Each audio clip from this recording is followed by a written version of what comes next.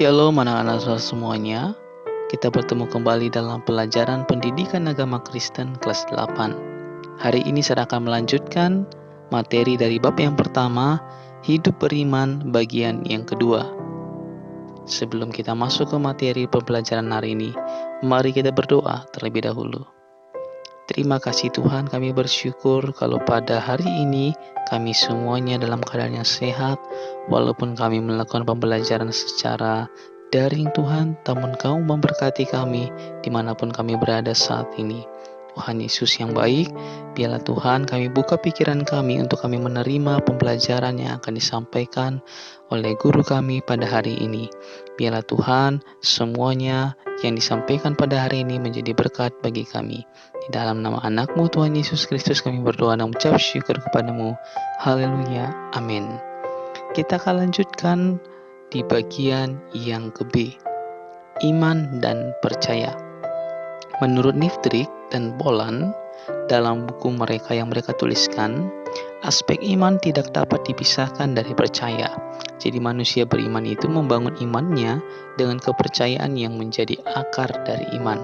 Dan dalam Alkitab dituliskan, tetapi tanpa iman tidak mungkin orang berkenan kepada Allah. Sebab barang siapa berpaling kepada Allah, ia harus percaya bahwa Allah ada dan bahwa Allah memberi upah kepada orang yang sungguh-sungguh mencari Dia. Di dalam Ibrani 11 ayat yang ke-6.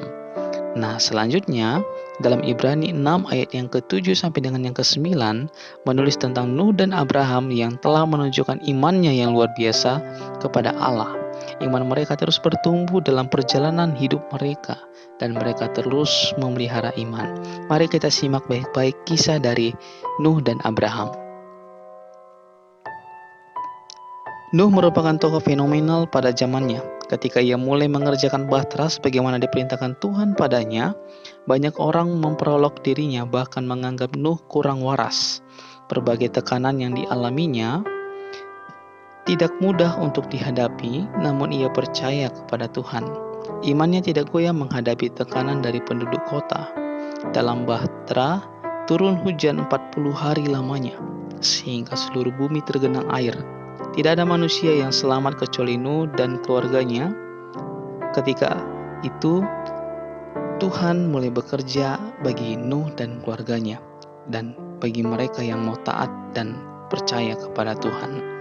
Nah, di kisah selanjutnya adalah seorang Abraham. Disuruh Tuhan untuk meninggalkan tempat tinggalnya dan pergi ke suatu negeri yang belum ia ketahui. Namun Abraham itu taat kepada perintah Tuhan. Tanpa dia bertanya dan mengeluh, ia pergi sesuai dengan apa yang diperintahkan Tuhan. Abraham menunggu janji Tuhan selama 25 tahun. Dan Abraham sudah berumur 100 tahun.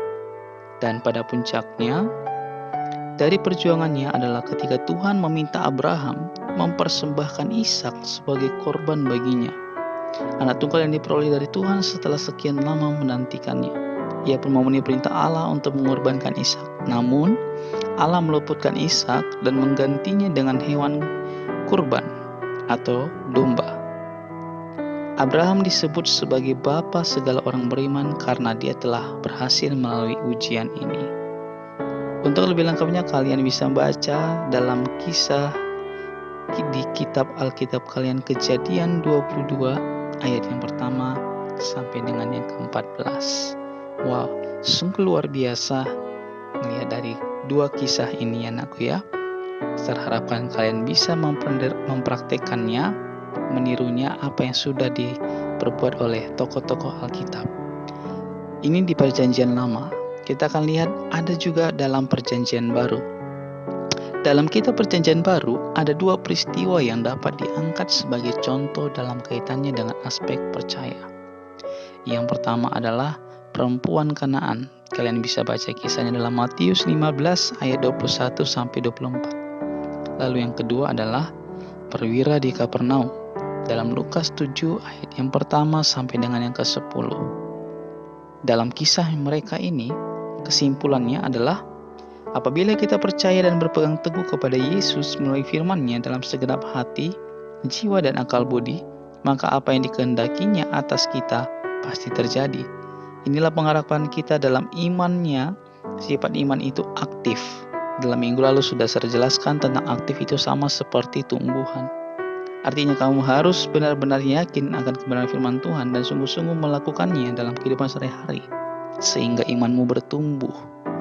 Dengan kata lain, jika kita mengaku beriman kepada Yesus, tetapi hanya dalam ucapan saja, tanpa perilaku yang menunjukkan iman itu, maka sebenarnya iman kita itu sudah mati. Sama seperti tumbuhan tadi, kalau kita tidak menyiramnya dan memberi makannya, maka tumbuhan itu akan mati. Baik, tugasnya silakan simak kembali kisah atau cerita dari Alkitab Nabi Nuh, Abraham, dan perempuan Kanaan dan perwira di Kapernaum. Kemudian berikanlah jawabanmu di bawah ini. Yang pertama, dari 4 buah cerita itu, manakah yang dapat menggambarkan sikap iman dan percaya kepada Allah? Yang kedua, manakah yang dapat menggambarkan bahwa iman orang percaya dibangun berdasarkan janji Allah untuk menyelamatkan orang percaya? Yang ketiga, pada suatu ketika, kamu akan menghadapi ujian kenaikan kelas. Kamu kurang menggunakan waktu untuk belajar. Ketika hari ujian tinggal 1 atau 2 hari lagi, kamu khawatir memperoleh nilai jelek. Lalu, kamu sadar bahwa persiapan untuk mengikuti ujian amat kurang. Dalam ketakutan kamu berdoa dan minta pimpinan Tuhan, dan berharap Tuhan akan menolong memberikan nilai yang baik kepadamu. Kamu juga mempersiapkan kertas contekan untuk berjaga-jaga, dan jika situasi memungkinkan, kamu akan menyontek. Pertanyaannya, apakah sikap kamu dapat dikatakan sebagai sikap orang yang beriman? Jika tidak, mengapa demikian? Silakan dikerjakan tugasnya dengan baik, dan silakan langsung kumpulkan ke dalam WA pengumpulan tugas pendidikan agama Kristen. Saya harapkan anak-anak saya semuanya mengerjakannya dengan tepat waktu dan dengan baik. Demikianlah pembelajaran kita pada hari ini. Kita bertemu kembali dalam pelajaran kita minggu depan. Dan mari kita berdoa sebelum kita mengakhiri pelajaran kita pada pagi hari ini. Terima kasih Tuhan, kami telah selesai belajar pada pagi hari ini. Biar kiranya Tuhan Yesus, pelajaran hari ini dapat kami praktikkan dalam kehidupan kami sehari-hari Tuhan, sehingga firman-Mu ini dapat tergenapi dalam setiap aktivitas kami Tuhan. Terima kasih Bapa yang baik, kami akan mengerjakan tugas kami dan minta tuntunan daripada-Mu, minta tuntunan daripada Roh-Mu untuk menuntun kami dalam mengerjakan tugas kami. Dalam nama anak-Mu kami berdoa dan mengucap syukur kepada-Mu. Haleluya. Amin.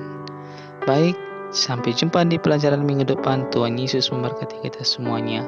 Shalom.